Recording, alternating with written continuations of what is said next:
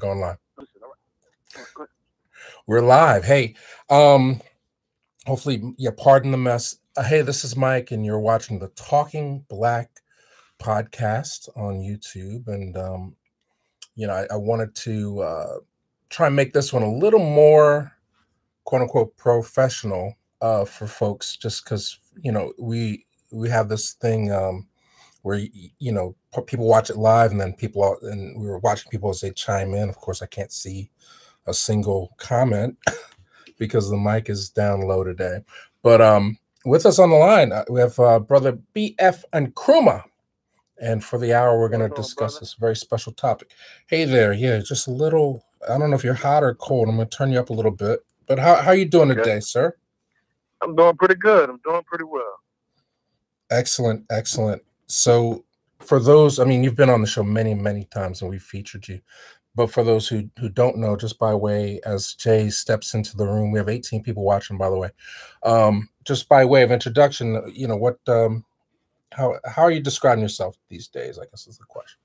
I'm not describing myself. Well, I'm still I'm an educator. I'm a healer who focuses on repair, mental, emotional, spiritual, financial repair for Africans spread across the diaspora because of all the trauma that we've dealt with in those areas. So in each of those 4 areas, I deal with preparing the African psyche, the Black psyche, in order for us to become to a place of more of self-reliance. Perfect. And some of your books are? Come Out of Your Tomb, 4 Phases of Transformation, Broken Pillars, The 6 Aids of Manhood, The Great Hijack, and Love Your Naked Self. Fantastic. And for those who haven't followed you yet, and I'll type it into the thing, what are your website, Instagram, all that? The website is bfnkrumah.com, and on all social media platforms is BF Nkrumah. Nkrumah is spelled Nkrumah. Oh, it went in. All right, still working on this. I'm turning this down. All right, we'll get to it. We'll get to it.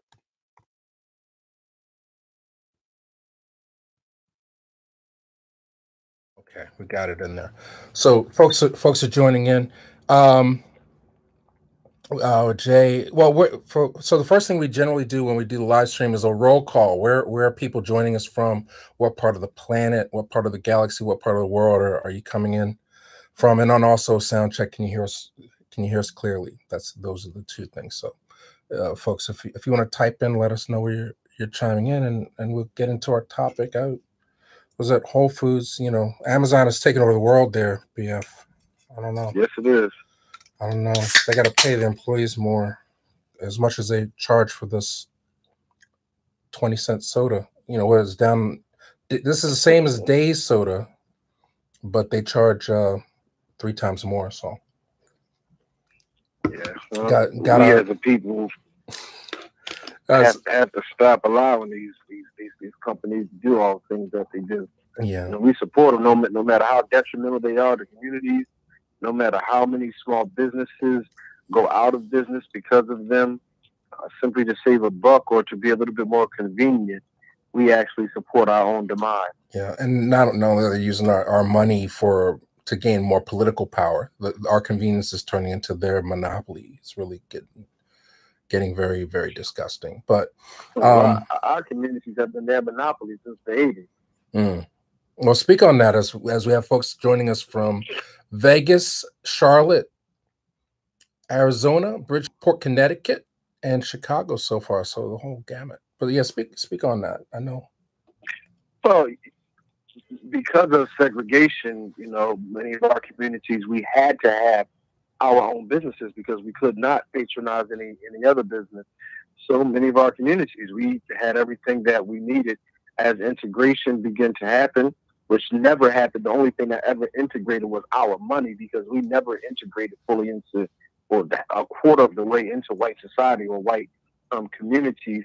And by the mid-'80s, everything Black was gone in most predominantly Black areas. And when I was very young in South Philadelphia, there was a lot of Black-owned businesses. But by the time I was maybe 8, 9, 10 years old, You know, all of the black corner stores became Korean stores, and then they went from Korean stores to Spanish stores, and everything's no longer owned by us in our communities. The only thing we've been able to hold on to is barbershops, salons, and bars. And right now, the Dominican women have taken a nice portion of the salons, and the Asians are having barbershops now. So it's looking like if we don't get ourselves I actually know together, a friend. be cutting our own hair. I got mad at him. He was traveling. He rode a bicycle literally 6 miles to go from Germantown. He rode his bike past easily 20 black-owned barbershops to get to a Korean-owned one where he could get his haircut for $5. Yeah, we have no allegiance to our race. And that's why I say we support our own demise. Like, I don't care if a haircut is $5 from the Asians. You know, my barbers are basically my friends. I've known them for 20 years, 25 years, getting my haircut from the same couple of guys. And I know their children. You know, so I look at it, if I take my money and go spend it with an Asian, I'm taking money out of these children's mouths. I just cannot do that. I don't care if the haircuts are just as good. I just cannot do that because I have an allegiance to my people. Without question. Well, amen to that. We got California in the house. Yeah, thumbs up. We're still working on the money thing. For whatever reason, we're as many viewers as we have and everything, they have not verified me to have the chat. So by all means, if you want to support Brother Nkrumah, purchase his books. Oh my God. Are you on this on Facebook or Instagram? This is YouTube Live. This is our YouTube channel. YouTube Live.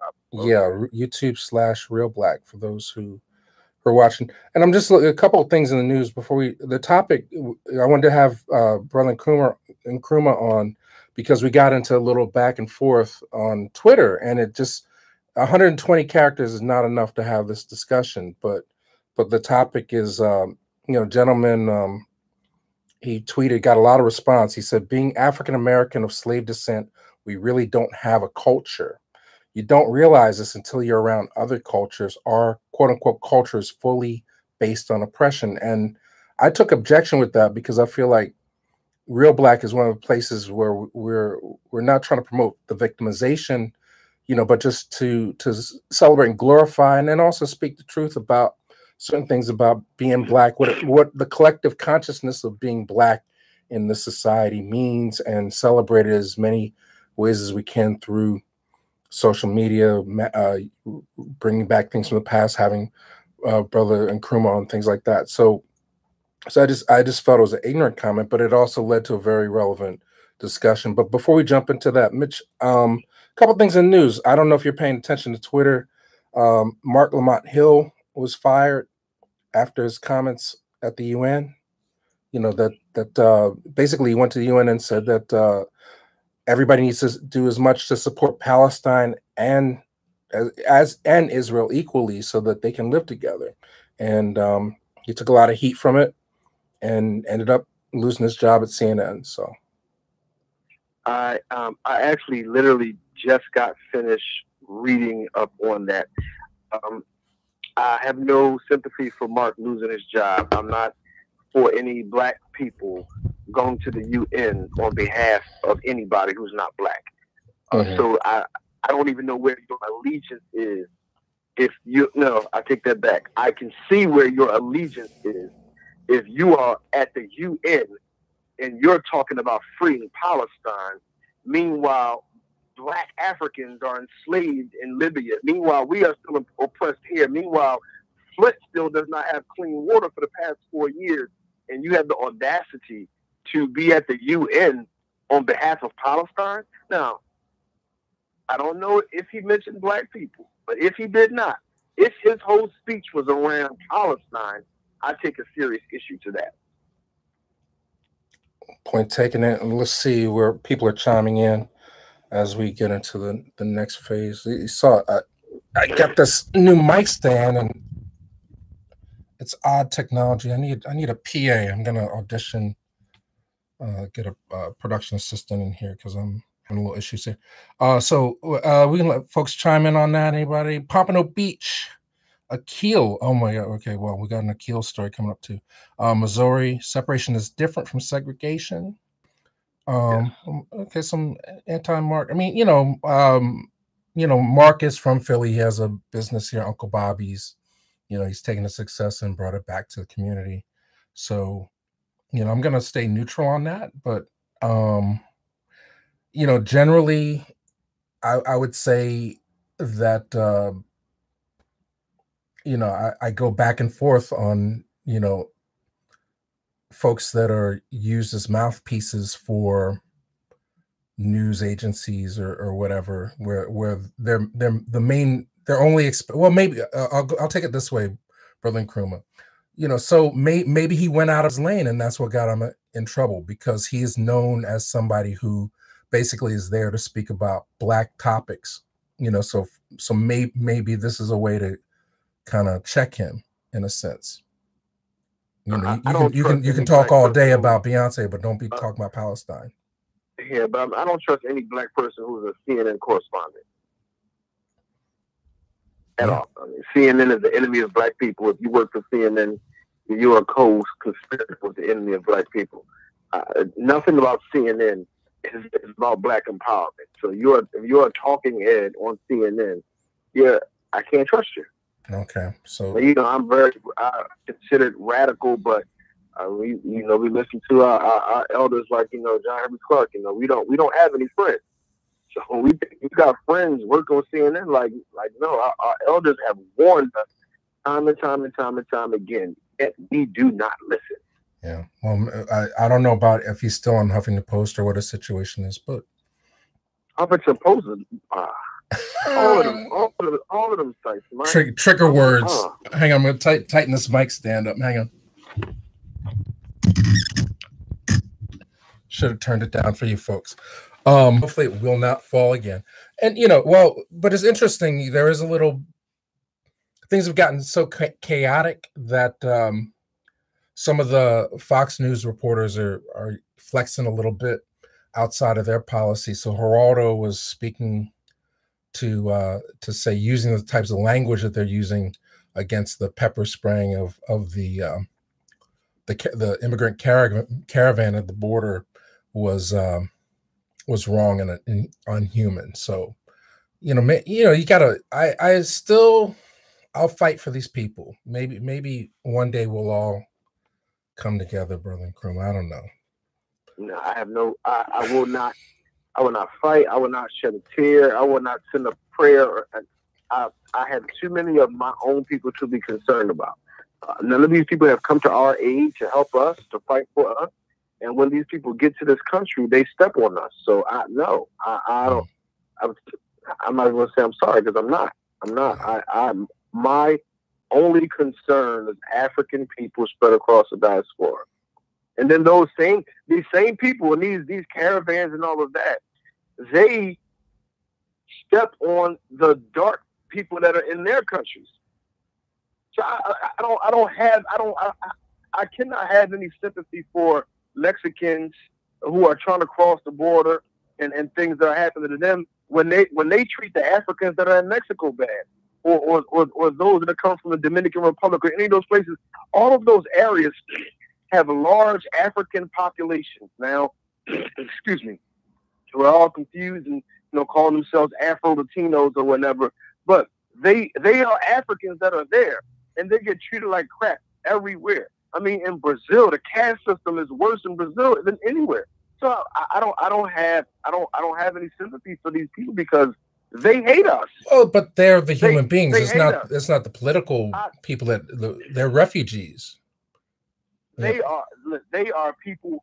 The only way people in power can do anything is when everybody else condones it. Who created the situation? I mean, I just, before we got on the air, I retweeted this Noam Chomsky quote, and I don't know what people's feelings are about that, but basically all the things that are happening in Venezuela and Peru and all these places where people are migrating from to walk this caravan publicly were instigated by American action. So we're definitely not part of the solution either. And just to point out the hypocrisy of we created the destabilization And then we. So when you say we, you mean America? America specifically, and not you. Okay, yeah, I don't we. I'm not a we with America. I'm not American. Okay. You ain't American. They ain't not gonna treat you like an American. All right, we're gonna have a good conversation, y'all. We got 44 people in. Let's check some of these comments. If you had the same platform, what would you address? I would leave that to you. If you're on, well, you said you're not going to be on CNN, Brother Nkrumah. No, I would not be a CNN talking head. But if she said at the UN, honestly, I wouldn't even be at the UN addressing Black people, because I know that these systems, even the UN is still a racist group of people. Mm-hmm. So whenever we're thinking that we're going to be able to go talk to the people who created our problems to get them to fix our problems, we've lost. So this is something that we have to do internally. No group of oppressed people has ever got free from their oppression by talking to their oppressor. Now, we live in America. Did George Washington, Patrick Henry, Thomas Jefferson, and Benjamin Franklin and them guys sit down and have a conversation with Britain? No. It's give me liberty or give me death. Give me liberty or give me death, is what Patrick Henry said. So even this country was birthed out of fighting oppression. But yet Black people feel like if we fight oppression the same way this country for oppression, that somehow we're wrong, yet we celebrate these same men. How can you celebrate George Washington, but then look at a Black revolutionary as an issue? How? How can you celebrate Thomas Jefferson and Benjamin Franklin and all of these guys? How can you celebrate these founding fathers, but then look at the Black Panthers as demonic? This is why repairing the Black psyche is so imperative, because we have been trained to want to stay at the bottom. We have been trained to consistently go against our own best self-interest. And even when somebody else does to us something, if we do the same thing back, or if we fight to be free, as in Nat Turner, we will look at him as some kind of problem. So we have to repair our minds. We have to repair our psyche. Yeah. Well, I'll just point people. I'll retweet these things. So Deontay Wilder, he had a very powerful. He blew up Instagram today with his statement. He was asked by a Black reporter what he meant by "we've been under for 400 years," and he just basically, he's getting ready for the fight. I'm ready to see him fight. I wasn't really paying attention to Deontay. Now I'm a follower. Like that statement. Did you happen to catch that vid or no? Yeah, I caught the one with the reporter. I didn't catch the original time when he said it, but I caught when the reporter asked him, you said your people, and he said, your people too. So yeah, I saw that. And I think that's go ahead. No, I said that's why we have you on the show, because I don't want to create a sense of divide and conquer. Brother Nkrumah and I, we are on the same. We're fighting the same side. You're my brother. But sometimes we have a little disagreement that requires a little clarification. Exactly. Yeah. So I would never put you on the spot. What that was some I don't know who put him up to that. That was what do you mean by this? Come on, man. Did you hear that? Did you listen when I let me see if I can find the it. video? Go ahead. When I watched the video, I didn't really see the reporter. I just heard the report. I thought it was a white guy, and then I was able to see a little bit of his face, and everybody was saying, it's a Black guy, but you can tell by his voice. I know a lot of people want to say you can't sound white, which is just crazy. You can tell by his voice that he doesn't identify as Black. He wants to be white, so of course he's going to say your people. He don't even look at himself as Black, and I'm gonna get some flack for that. But Black people and white people sound differently. That's a fact. No matter how much assimilation is.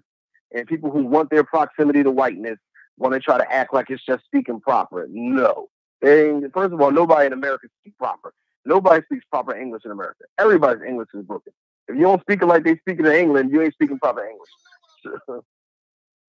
Yeah. So I'll play it for you guys. If you haven't seen, I'll put it up. Deontay Wilder. Hopefully we won't get a little copyright strike for playing this, but I don't know where it came from. You said that your people have been fighting for 400 years. And your people's too. So why don't you explain what you mean by that? You know what I'm talking about. Y'all all know what I'm talking about, man. Don't sit up here and try to bait and not know what I'm talking about. Y'all know what the fuck I talk about when I say these things. Your people too. Explain it. Not everybody knows what you're talking about. Radio Raheem, I don't have to explain what's understood, man. You know what I mean by that. You know what I said by that. I ain't got to go further. And if anybody don't understand that, then God be with them. Go look up the history. Go look up the history. Shit, don't everybody believe in Google? Go Google that shit. Is that crazy or what? So, well, he got a new fan from me. I'm not paying for the pay for view, but I like his energy. And then I don't want to jump into it. The only thing I have on the Salim Akil thing is he was a big freak, and it's kind of ironic. The Akil deal runs out.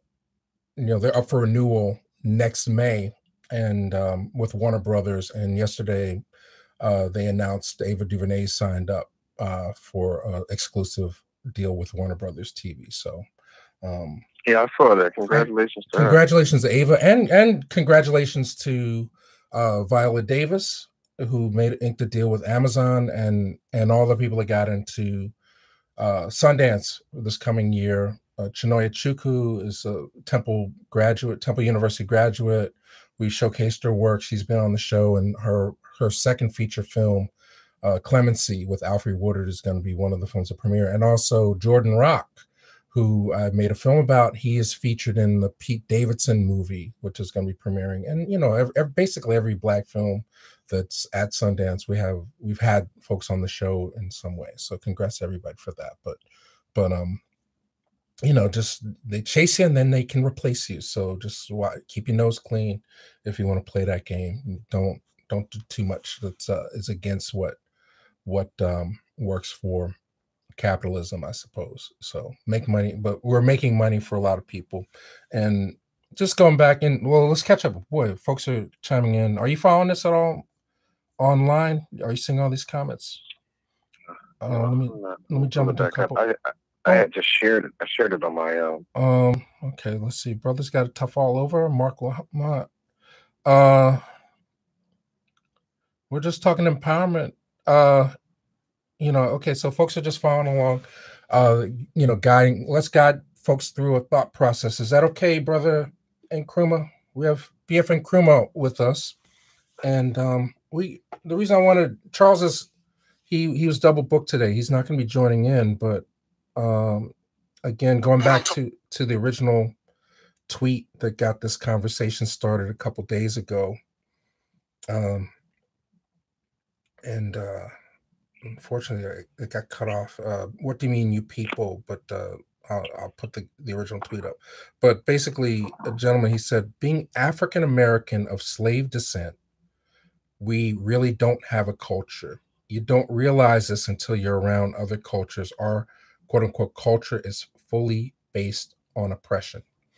And I took offense to that. I don't necessarily disagree with it, but I took offense to it because I felt like by making that statement, it's kind of crapping on the entire legacy and just the survival, the fact that we survive the Middle Passage with anything in our cultural DNA that unifies us. Now, clearly, we didn't all come over on the same boat, so there may be things that rub us all the wrong way about what other Black people do, but I think that comes from accepting a label. And so I think we have to qualify before we jump into the conversation what the definitions of culture are for you, and then what the definition of Blackness is for you, brother Nkrumah. And see that's where we were differing on Twitter. Mm-hmm. I felt like your view of culture was off and extremely shallow. Because you just kept talking about art and entertainment. And to me, that almost sounds like, like Caucasians who just think Black people's culture is just dance. Your culture is your foundation. Your culture gives you your morals and your values. Your culture gives you what's acceptable and what's unacceptable, how to behave, how not to behave, how you interact with one another. Your culture gives you tradition. Your culture passes that tradition down in order to teach people how to continue to behave, how this people behave. Your culture governs your entire life. Now, out of that, you can express your culture through your art, but your art is not your culture. Your art can be an expression of it, but that's not the root of your culture. This is why other races, they come here, and because they have a culture, they support their own businesses.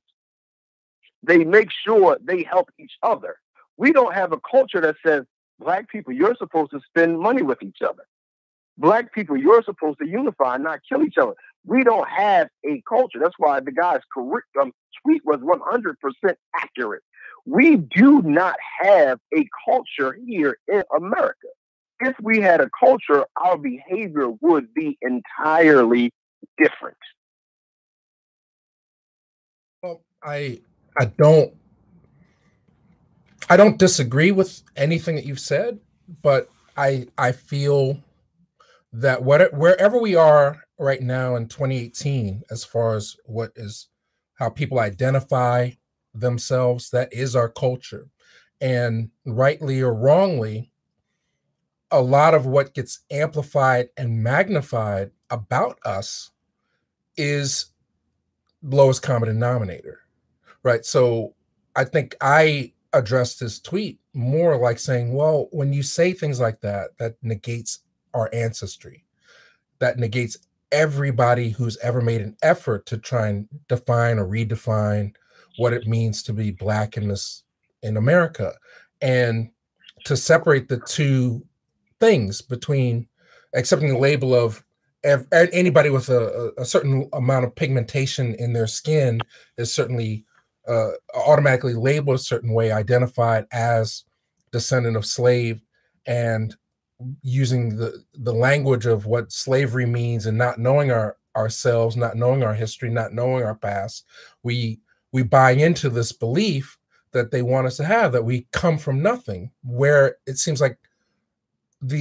our entire existence is about proving we exist, proving we are. Now, so that's where I would disagree, but I have run into that where people. But I don't see how that connects. Us saying because of slavery and oppression, we don't have a culture, does not mean we didn't descend from African cultures. That was not what that tweet was saying at all. The tweet was saying because of everything that has been done to us over the past 400 years, that today in 2018, we don't have a culture. It was not saying that we've never had culture, or that our history started from slavery, or that we've never been great. That was not what that tweet was intended to say. It was just breaking down how, because of everything that has been going on and that has happened to us, that we were stripped of that culture. And we know, if you understand slave making, and knowing that the slaves didn't come from Africa straight here, they went to the islands for a process in order to be made slaves. During that process, one of the things that was your culture, was your name, was your language. So that was an intentional thing that was done. Now, yes, some things still survive, as Dr. Malefi Asante talks about in his book, Afrocentricity. He talks about the DNA memory, which, yes, sometimes we bring some things back, but it's not a full culture. So to say that we still have culture and we're disrespecting ancestors because we're saying that culture was stripped away from us is ahistorical. We know for a fact that our culture was stripped from us when we got here. We don't even speak our languages. We don't even know our last name. So how can we think we have a culture when we don't even know who we are? What tribes are we from? Well, that may be identity. I don't know. Again, I think we're fighting in a semantic sense. No, because I mean, how can you know your culture if you don't even know who you are? But I think we are culture. We are the culture of, fundamentally, whatever we do, whatever values we ascribe to make up our culture. And I think, when I address that issue and someone said to me, not from this country, actually it was Chinoya, when I interviewed her, she's a first generation American. Her parents were Nigerian. And, she's I think in her 20s or so. And she never had the experience of being in an America where she sensed oppression. She said, "Where America means freedom." So if you're of a certain hue and you define yourself, I'm paraphrasing it, and I should have her speak for herself. This is what I took from it was if we're at a different age now where we should not be labeling and defining our Blackness as being oppressed because we have much greater freedom than we did. Mike, who labeled anything as oppressed? The tweet said we don't have a culture. Mm-hmm. It had nothing to do with labeling ourselves oppressed. Now, another thing, a Nigerian coming here talking about this, she can't have this conversation with us. Even though that's our family, she can't have this conversation with us because she knows who she is. And in Nigeria, we look at them all as Nigeria. I can guarantee you she's looking at herself as some kind of tribe because they don't really get into that. It's like I'm Igbo, I'm Yoruba, or all of these different things that's over there. They don't even really look at themselves fully as Nigerian until they're here and they use that nationality, but they use their tribe. They have their culture. So when she comes here and says, this means freedom to me. Well, why didn't Nigeria mean freedom to you? And this is a issue I have with a lot of African immigrants that come here and look at us like, well, why aren't you taking advantages of the opportunities in your country? And I look back at them like, well, why aren't you taking advantage of the opportunities in your country? The white man is going to your countries in Africa or into the islands and building resorts or getting the minerals out of the ground and making multi-billion-dollar companies, but you couldn't do that in your country. Why? Because you dealt with oppression in your country. When you come here, you don't deal with the same oppression that we do. There's a lot of Black people who have went to Africa and have thrived because the Black American is not going to deal with the same oppression that the native-born African is going to deal with. So no, the African immigrant can't have this conversation with me saying, well, you just identify with oppressed. No, that's because you haven't dealt with it here. Right. You sure didn't overcome in your country, but now you're going to tell me I should overcome in my country. Well, but I think you had to leave your country. Go ahead. I think it carries over into a belief system that younger Black people have. Millennials, the attitude is, hey, I'm on both sides. Black people say I'm not enslaved. I should have all the things that America promises or capitalism promises, but I'm still beaten down. So I think it leads to somebody tweeting like everything that I see is based on oppression. So I'm still 400 years in working from a survival instinct, even to today. A Black executive. I don't, still any executive generally, but you see, you can reach the highest levels in the entertainment industry or any industry, and a tweet can shut you down. So there's still this, we're still struggling, no matter how much success we have. It used to be like getting the NBA and then a Len Bias story. Now you see, people being unfolded, brought down by their own actions in the entertainment industry. But I think it carries over when I talk to younger people and they're saying we don't have any culture. I read that as we have nothing to be proud of, and I think that's your fault for misperceiving what's being said. Mm-hmm. That is not in any way what's being said when somebody says we don't have a culture. We have a lot of great things to be proud of, but those of us who were actually taken from the shores of Africa, when they got here, they had a lot to be proud of back home, but when they got here, they were enslaved. and they were stripped of everything. So if they say we're stripped of everything, are they saying we have nothing to be proud of? No, what they're saying is what I'm dealing with right now has stripped me of all of this that I could have been proud of. I should be proud of. They're taking it. So no, it's not that we're saying it's nothing to be proud of. But you go in any inner city and you show me a culture that we have. Show me a culture that we have. Everything we have. We are is our culture. What now? Do we take pride of it? What we are is the result of being puppeted by the dominant society. That's what we are. We are in a habitual state of survival.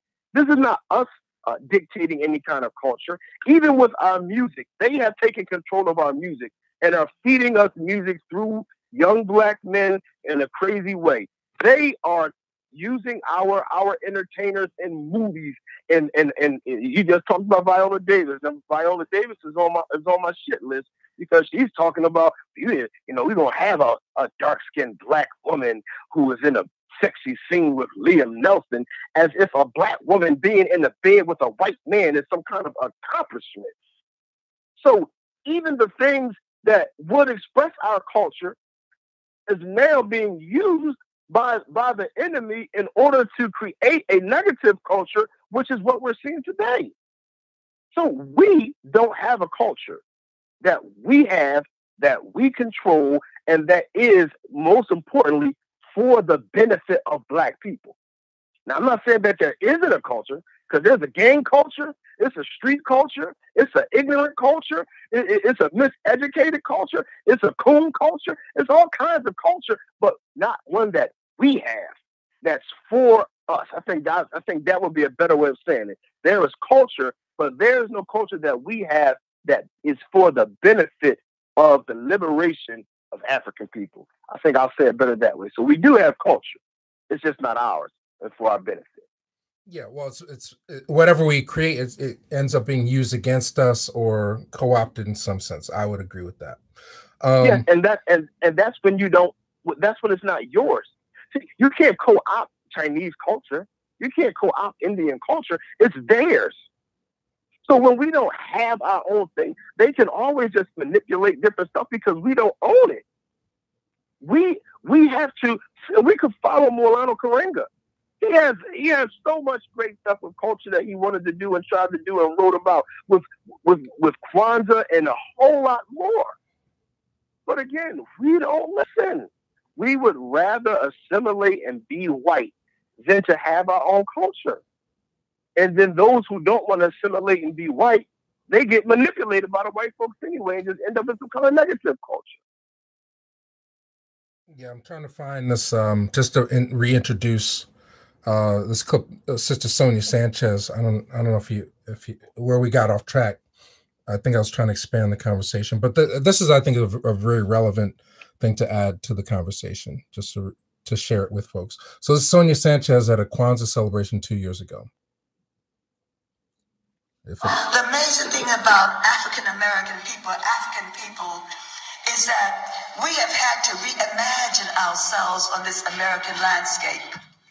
About every 25 years, to reimagine ourselves every 25 years takes a whole lot of creativity, my brothers and my sisters.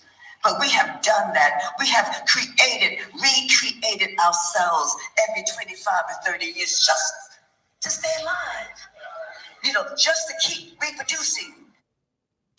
Yeah. So, it's sort of, and, you could say we were colored, then we're Negro, then we're Black, and now we're African-American. And then, what I hold to that is going back to the John Henrik Clarke clip that we shared, where he's like, you're not anything if someone else is defining who you are. If somebody else is giving you the name, and I think that's what you're saying. We didn't retain our name, so that's a big part of our identity. If someone else is saying you're a Black man, you're African American, you're a Negro, and you take ownership of all the things that they associate with it, then yes, you are completely lost. That's where we are. And I mean, we have many Black people. I've had family members, like I was put in a group on Facebook. It was the We Family Reunion, WYE, and I had never seen this name before or anything, but I noticed one of my great uncles was in the group, so I tagged him, and I'm like, oh, what is We? And he says, oh, We is the name of the plantation that owned my grandmother. And I was like, oh, are y'all kidding me?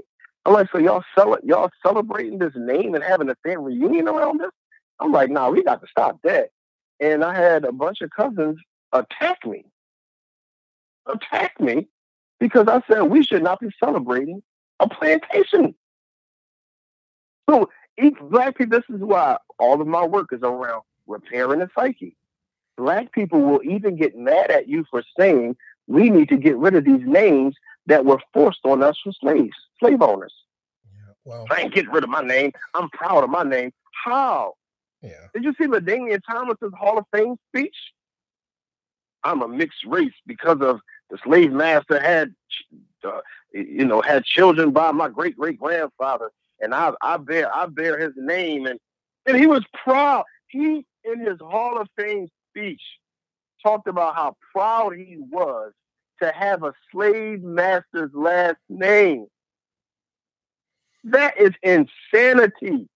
Well, insanity. I was at a cookout this summer, and this woman, she left because there was no Pepsi. She went and got her own Pepsi Colas. I can't be at a Black barbecue without some Pepsi Colas. So she left for a half hour. That's how crazy people are. They identify, but I think that's part of our culture too. What makes us up, things that we like, things that connect us. I just think social media has a way, and certainly the news has a way of making us feel, if you feel like you're nothing, you come from nothing, you feel like you're doomed, you're destined to be murdered by police, it's not safe in this world. If you just keep absorbing and reiterating what the dominant society tells you about yourself. And I think that's so I guess, going back into your line of work, how do we help repair this? How do we fix this? If all the movies we're going to get that are nominated for Oscars are based on real things that happen and true events in history, that is traumatic for us. I feel like my solution is we have to reinvent and project into the future our stories. Black Panther was a big movie for me in that respect, but I mean, from my line of work, for me, it's about telling a different narrative than what mainstream culture, dominant society wants us to know about ourselves. What is it for you? Well, the first thing I'm going to say to that is to not even care about Oscars. Black people need to stop going to white award ceremonies. We keep complaining about them not giving us. Stop giving a fuck about these white awards. Let them have their damn award shows. Stop going and getting upset when you're not acknowledged and validated by white people. If we can stop needing validation from white people, that's the beginning. That's the beginning. As long as our actors still want to be validated by white folks and Black people want to be validated by being the only Black person on their job or on their block or on their company, as long as we want to be validated by white people, we are going to continually lose. What you need an Oscar for? What you need an Oscar for? A Tony, an Emmy. Why do we need these white awards? And if it's a Black awards show, people don't even show. We don't even esteem an awards show if it's Black. But we need to do. Hold that thought. I'll just take it over. Why do we need to be president? Why do we need to be president? If I don't want to. The minute we become one, they just mess up the whole thing. But go ahead. That was my interjection. They mess up the whole thing. Obama knew what he was getting into. He was a handpicked sellout. He knew what he was doing. So it's not. Come on, stop. Come on. Michelle was in Philadelphia today. You can't be saying all that. Come on. Listen. Fight the power, everybody. Huh? I'm gonna fight the power. Well, look, we all didn't come over on the same boat. You must have been on one of the militant boats. We all should have been. Huh? Well, a lot of us jumped overboard. It's not even about being militant, though, Mike. It's about just just dealing with the facts. And that's the hard part. We don't want to deal with the facts. So we want to practice some kind of escapism. And that's what I'm kind of hearing from you. It's like, you don't want to hear how bad it is. I want to project into the future. No, we got to deal with how bad it actually is, because as many folks say, it ain't that bad. Yes, it's still that bad. If right now we own a little less now than what we own right after slavery. Now, it seems like we own a lot because there's a few black folks who are worth a lot of money, but as a whole, we still own around the same or less the amount of land that we own right after slavery. So where has this advancement happened? Where? And if we don't face those kind of facts, if we continually try to, well, I want to talk about okay, so we have to face the facts. Look, I mean, you know, if anybody who spends any amount of time on the channel knows that we look at a lot of different avenues and streets. It's not just about, the reason you don't have this is because this thing happened in the past. I'm just saying, it's good to be aware of the patterns and to understand that, all right, you might feel like the system isn't working for you, but it's working for somebody else. It wouldn't be this pervasive, and ultimately, it's the divide and conquer, even among ourselves, I think hurts us more than anything that white folks are deliberately trying to do. The system is in place, but the more we lack the ability to trust one another, love one another, have conversation where we're not trying to win everything, and make every effort and attempt at enlightenment and growth, then we're gonna be hamsters in the same treadmill as well. But you have to fully understand what's happening. Like, you know what a system is? A system is a well-organized and purposeful structures with members, entities, factors, and parts that simultaneously influence each other in order to maintain their existence, the existence of the system, to accomplish the goal of the system. So it's all of these different parts that are simultaneously affecting each other. I wrote a whole book on this, the Great Hijack, that's still in the Black Talented Tip. So it's all of these different parts that are working, doing this one thing to us, but then that is flowing into the next part. So like our entertainment is flowing into our education, our education is flowing into our economics is flowing into the education. All of these different parts are beating us down, but then flowing into the next part in order to accomplish that goal of the system. And the goal of the system is to keep us from being liberated. So it's easy to just say, all right, it's the system, and we got to do X, Y, and Z to go against the system, but we don't even understand what a system is and how intricate it is. If you think you're just going to just attack one thing when there are 100 other things that are poured into it, we have to stop trying to do and sit back to really figure out what is exactly going on and then figure out how we can do it. You cannot. Look, I got a degree in finance, right, Mike? So if we are some money is missing, right, Mike? You can't just say, all right, we just gotta move forward. No, you are going to have to go through your cash flow. You're going to have to go through your balance sheet. You're going to have to go through through your journal. You're going to have to go through all your credits and your debits. You're going to have to go through everything just to find where the money was missing and where did that come from before you can move forward. You can't just say, oh, we just going to move forward from here. No, you're going to be out of balance the rest of the way. If you don't go back to your journal entries, your balance sheet will be off forever. Forever. Well, we don't never go back to those journal entries. We just keep trying to move forward and figure out why we're out of balance, because we're not really properly identifying what happened and what is happening. And we keep talking about, we just got to do this, we got to do that, when when majority of us are not really properly identifying what's happening. How can you have a solution, a diagnosis, when you have, a solution without a proper diagnosis? Well, I think number one, the value of what internet, social media is, all the information is available to everybody almost simultaneously, instantaneously, right? So the barriers to getting a good education are not there as much, so can you speak to me about the value from your perspective, value of education for Black folks? And all right, so the system may not have been designed for Black folks whatsoever, but is it even a fair objective for people to want to coexist within the American system as it was promised, not necessarily as it is today? No, because the American system is going to destroy.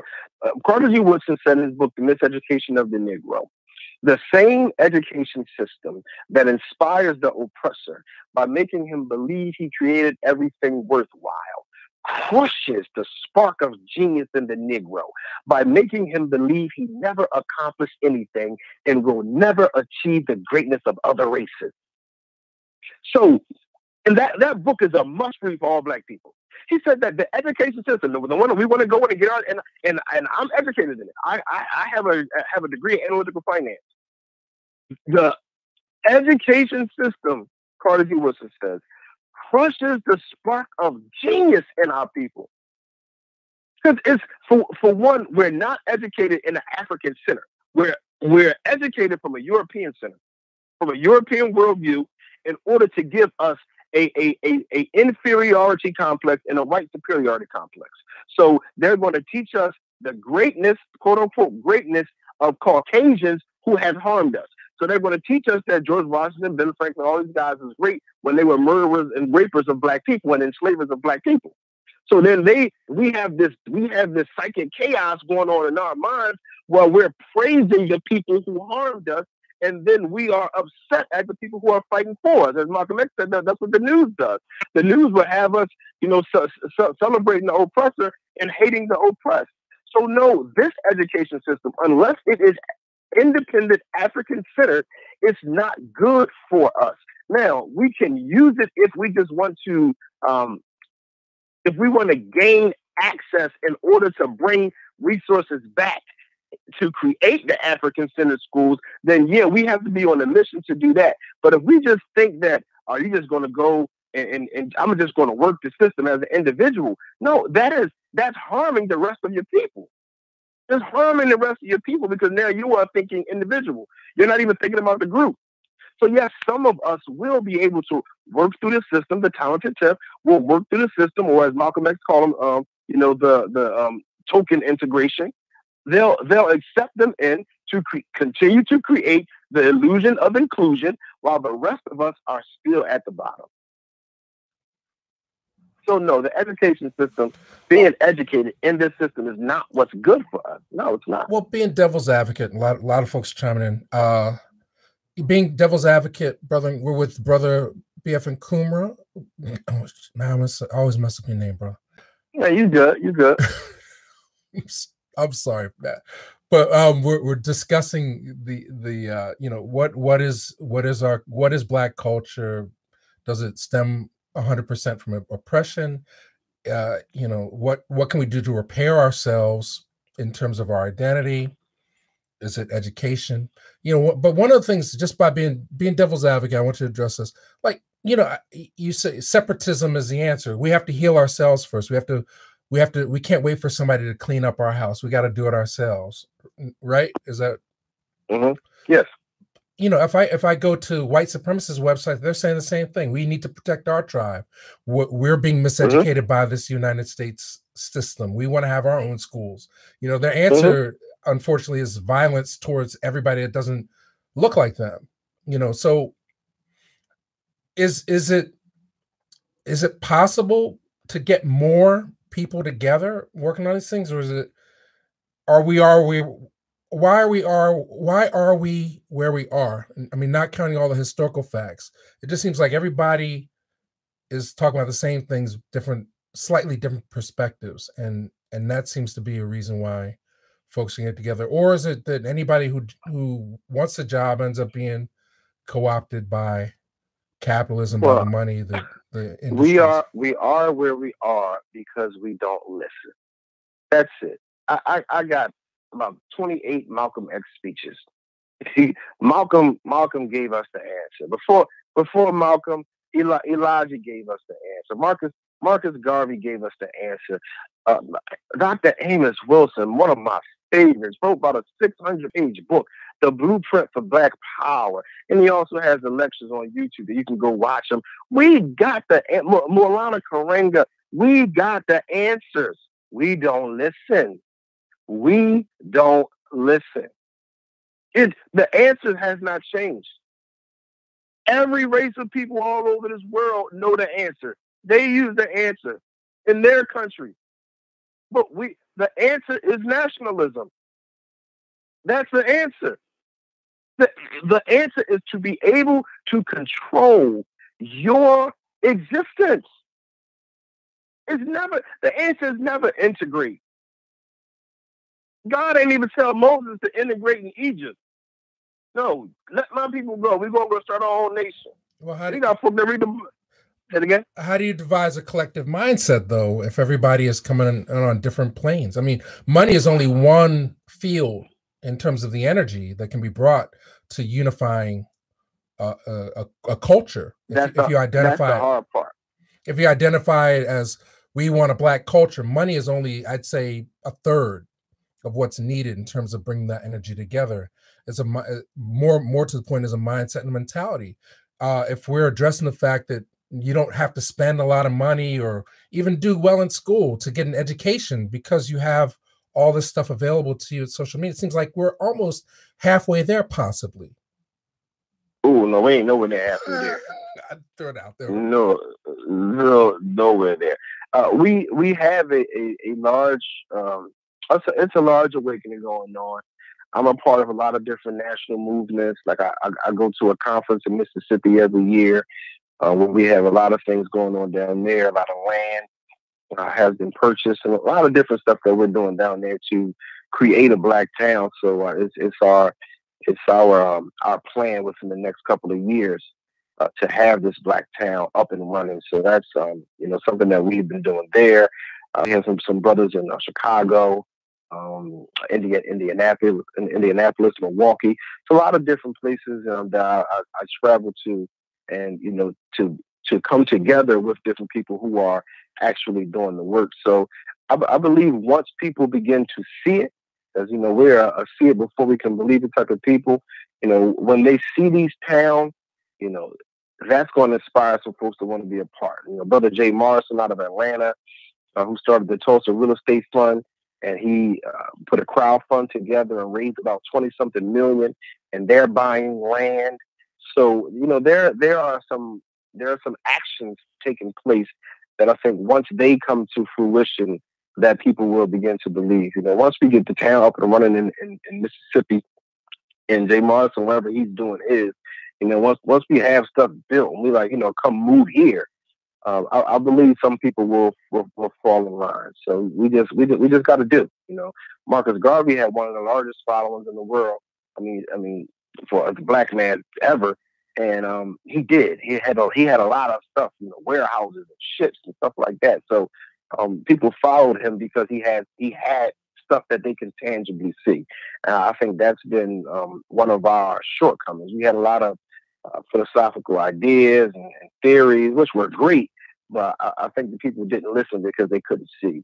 So now, not only are we teaching, educating, and repairing the psyches, but we're actually putting our money together and building towns. And this is my hope and my prayer that as we get this first town up and running, that we'll be able to springboard and build a few more, and then people will definitely jump on board. So that's what we're looking forward to. Yeah. Well, my biggest thing is, we all need to learn from the past. So, to throw everything out and say it doesn't work, I just think that's part of the survival pattern that's into our DNA, and that as long as we accept other people's labels and concepts of who we are, we're doomed to keep repeating that misstep.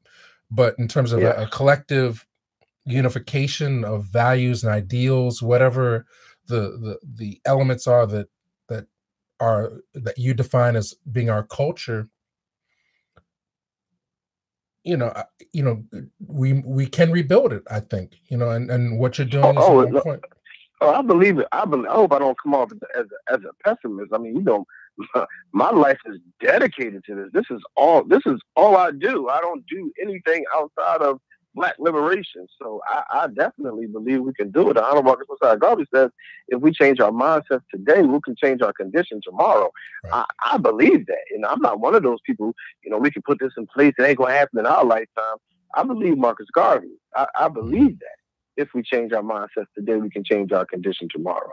Right. And so my work is all around changing the mindset, because if we change that mindset, then the condition is sure to follow. Okay, amen to that. We'll leave it right there. We're at the 1 hour mark here with Brother Nkrumah. But let's go through some of these questions real quick. And anybody have anything directly to ask Brother BF? And then we'll wind it down. Thank you for spending an hour with us. No problem, brother. And you know, we're getting to the end of the year. What did you have any movies or TV shows you recommend, or you just stay off that mass media thing? Hate You Give. Did you check that one out? I know you have kids.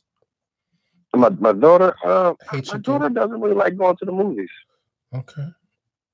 Yeah. Well, Hate You Give is still much. And she's a teenager now, so now she really doesn't get to be with her corny old dad. Well, when it comes out, get Hate You Give. That's one. I mean, it addresses, but it also reinforces the victimization of Black folks. And all I'm saying is, I think the solution is that, you know, in terms of liberating your mind and just creating hope and responsibility for yourself is not necessarily to. Like no one, you know, the history of, if you look at movies from the 30s, the narrative is how do you escape your condition? Small girl in a small town wants to make it in the big city. You know, those narratives, Superman, all those narratives are readily available to those who dream, who are of the dominant culture. Seldom do we get those in any kind of mass information format.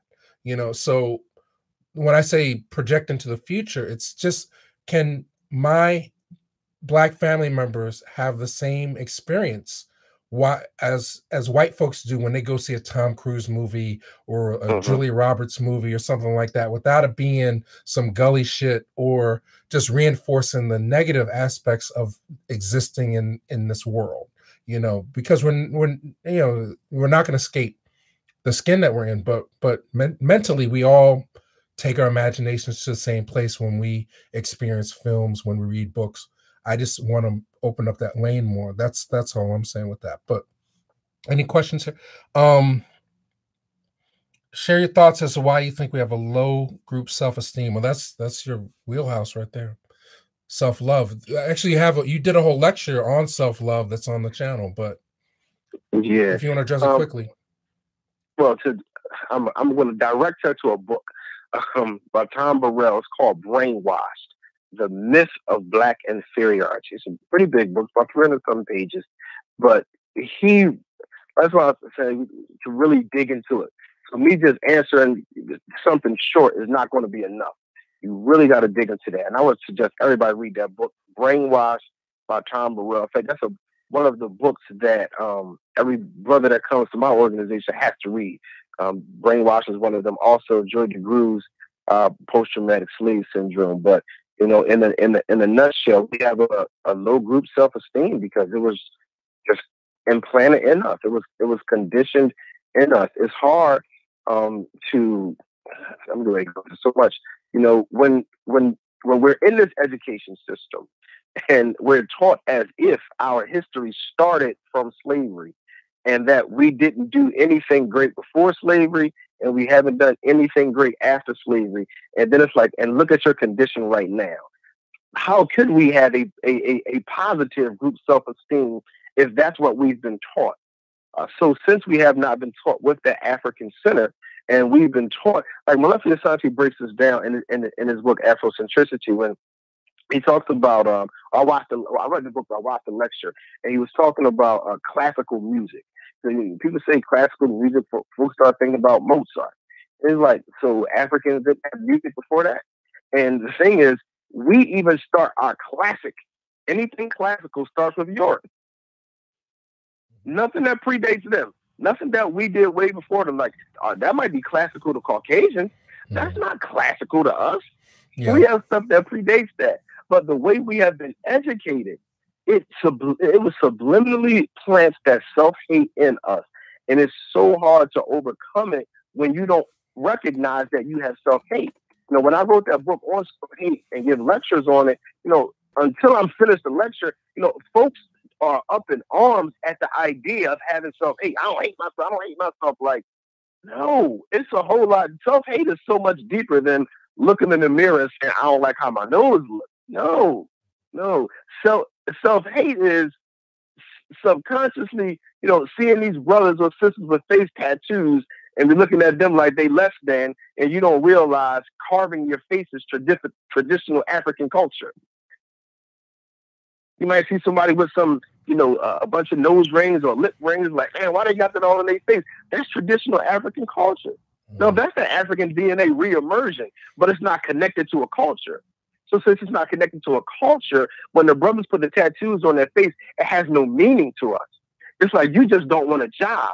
But back home, when they carved their face, the culture defined what was being done to their face. Oh, this means X, Y, and Z. So that's what I'm saying. Like, we don't see, yes, we have that DNA memory. So we might do some stuff that came from our culture, but we don't know what it means. We don't know what it means. Well, and since we're not educated, I'm not preaching conformity, but hurt people. That's all I'm gonna say on that one. I'm not going to disagree with that either. You know, I deal with psychology, so yes.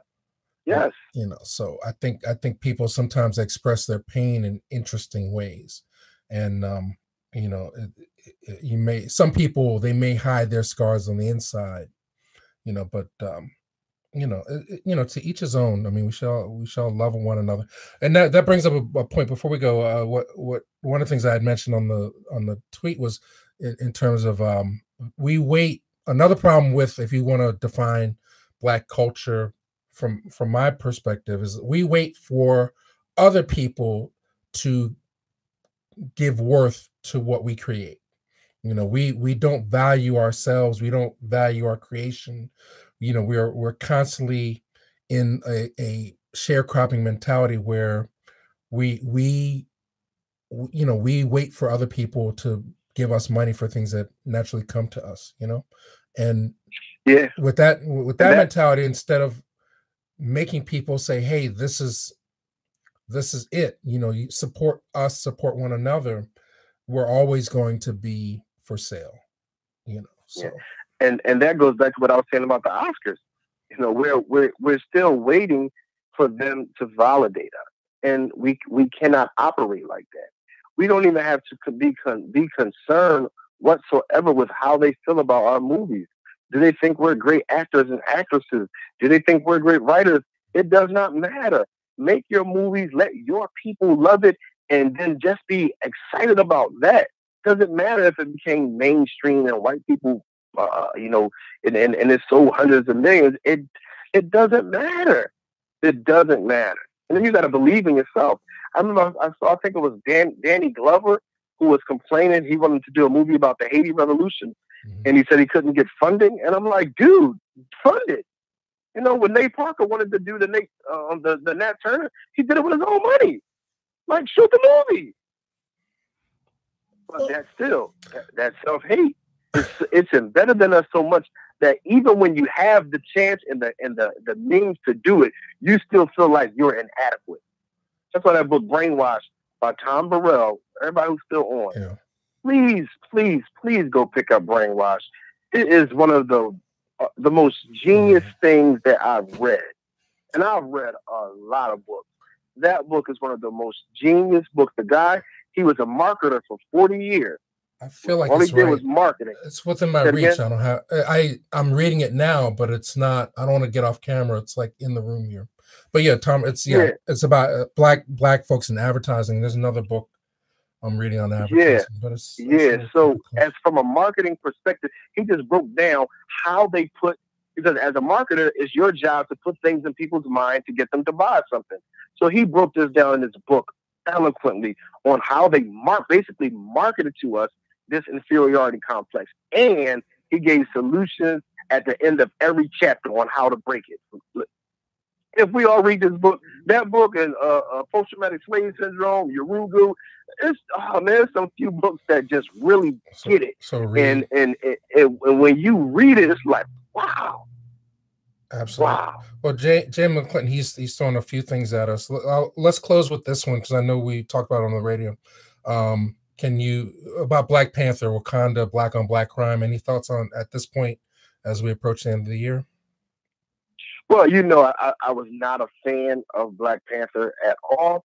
I felt that subconsciously continued the stereotype that continental Africans don't like Black Americans, and that's what the whole fight was. And then the white man at the end saved the day by preventing the Black African from getting the resources from Africa out to those that are in the world. And it's a horrible, horrible propaganda tool for the subconscious mind. Horrible. Okoye wants to kill her husband. It was horrible. Well, then I won't ask you. I want to ask you about Creed 2 then. I haven't saw. Yeah, no, I saw Creed when I wasn't impressed. I watched it, but it was okay. I mean, I never saw it again. I mean, like I was saying last week, I mean, Creed 2 works as for a love story. I like that they've worked that in, but it's more interested in get your money and making you feel the emotion of what you experienced already when it was Drago back in the day, but just recreating it in blackface is primarily what they're after, you know. So it's just you know, I think the first Creed had a lot more to offer in terms of reconnecting people, but they're trying to carry on the love story. I think that's important. And what I guess it's important to say, Black women, we are not your enemy. You know, and I think that a lot of what's going on in 2018 is just another level of divide and conquer. And I think that we have to figure out a way either so we're not using social media to attack one another within the sexes, but and saying, oh, you ain't no good, you ain't never been no good or whatever. And men, stop putting all the stripper crap. I mean, I've seen enough bouncing booty for a lifetime just on Twitter. So we have to respect one another more and have some conversations offline in a safer space than allowing other people, because when other people chime in, it's just like nosy neighbors, you know. So you know, I guess be discreet about where you have the conflict. And I thank you, BF Brother Nkrumah, for taking the hour to flesh out what you were saying, because I just think it was getting to a point where we're going back and forth so much that people wouldn't understand that we actually are friends and we do debate the topics. I said, yeah, to be continued. I said, this is my real life friend. I'm not going to keep going back and forth on Twitter, man. I'll just talk to him when I talk to him. Yeah, there's no Twitter beef between us. Because you know I'd roll up on you, man. You know I'll roll up on you and your crew. You don't want to mess with the real black team. You gotta watch. You know, I got a whole crew, man. Them guys don't play about me. You know, everything's being recorded. You know, so you just watch what you say and keep your name out my mouth, man. But all right, so fun times. Thank you all for watching. We knocked it out. We're trying to keep this, be respectful of your time, because I know you got to be up early too. But you know, we'll let the conversation go a couple more seconds. This is which book? Just Be Real. BF Nkrumah has mentioned a bunch of books, but we typed them in, the ones that you mentioned. Just go back to the chat. But Brainwashed by Tom Burrell is the main one that you're highly recommending, in addition to your books, correct? Yes, definitely. Which and your website. I've seen to promote other people's books more than my own. That's what I'm saying. Your website, your social medias for the folks that are tuning in late. bfnkrumah.com. And Nkrumah is spelled Nkrumah. So bfnkrumah.com. I have 6 different books on there, all of them dealing with repairing the psyche in some type of way. Okay, and your Twitter handle, or everything, the social media is BF Nkrumah. Are you still M Chance Speaks though on Twitter for whatever, or you off that? I don't even really. I don't really use Twitter.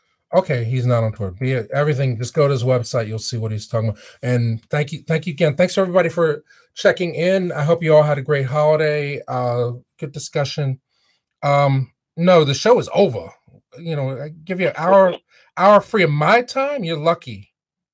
Trust me, and an hour free of BF and Nkrumah's time.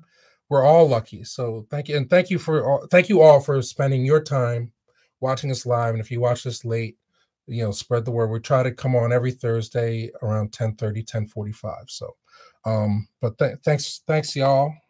I'll put that in. All right, brother man. I'll talk to you soon. All right, good night, bro. All right, peace. All right. All right. Thanks for watching, guys. See you again soon.